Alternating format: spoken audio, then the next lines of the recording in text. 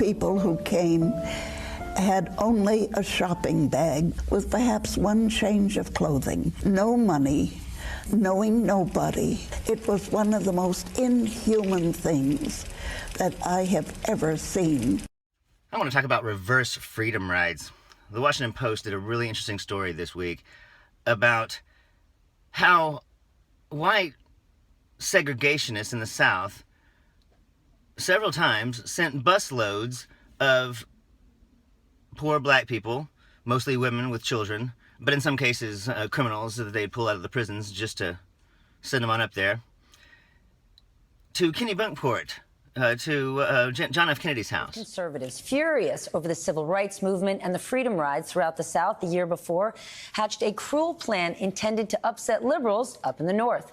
They handed out flyers like this one on your screen, recruiting Southern black families to get on buses to northern states with the false promise of good jobs and housing when they arrived. One place in particular was Hyannis in Cape Cod, where the Kennedys vacationed. Take a listen to what the architects of the reverse freedom rides had to say at the time. The ultimate accomplishment, of course, has already been obtained, and that is to focus attention on the hypocrisy of the northern liberals and the NAACP, Urban League, and people like that especially. We intend to continue it until those people in the majority tell those politicians we are through with this foolishness about civil rights and things that you're using for political purposes. More people in their sanctuary cities? Well, we'll give them more people. We can give them a lot. We can give them an unlimited supply.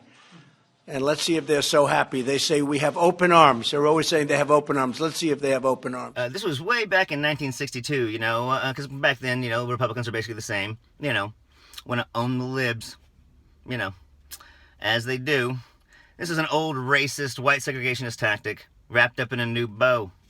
But it's not even interesting. Southern segregationists sent her family north with false promises of jobs, housing, a better life. It was 1962, and her mother was dressed to meet President Kennedy. She was actually told that the Kennedy was going to meet her wherever she was dropped off in Hyannis. She was thinking that they was going to be there. 3 days after leaving Little Rock, Arkansas, their Greyhound bus arrived in Hyannis, not far from the Kennedy family's summer compound.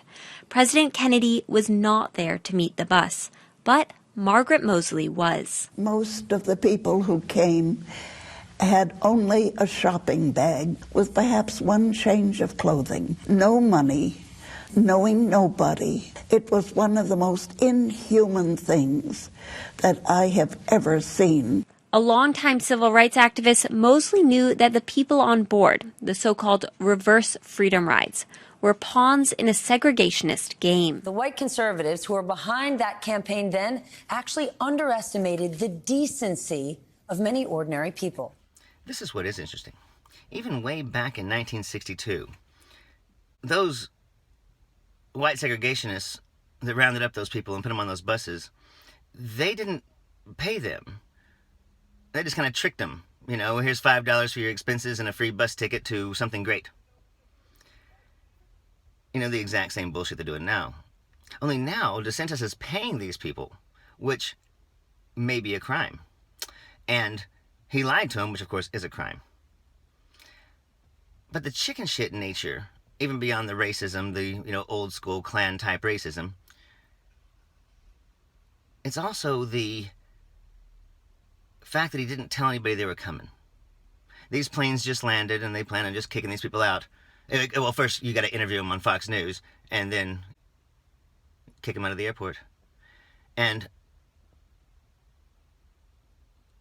it didn't work, obviously. Even back in 1962, it didn't work. Of course, way back in 1962, those white segregationists actually told them the people were coming, so there would actually be somebody there to help them.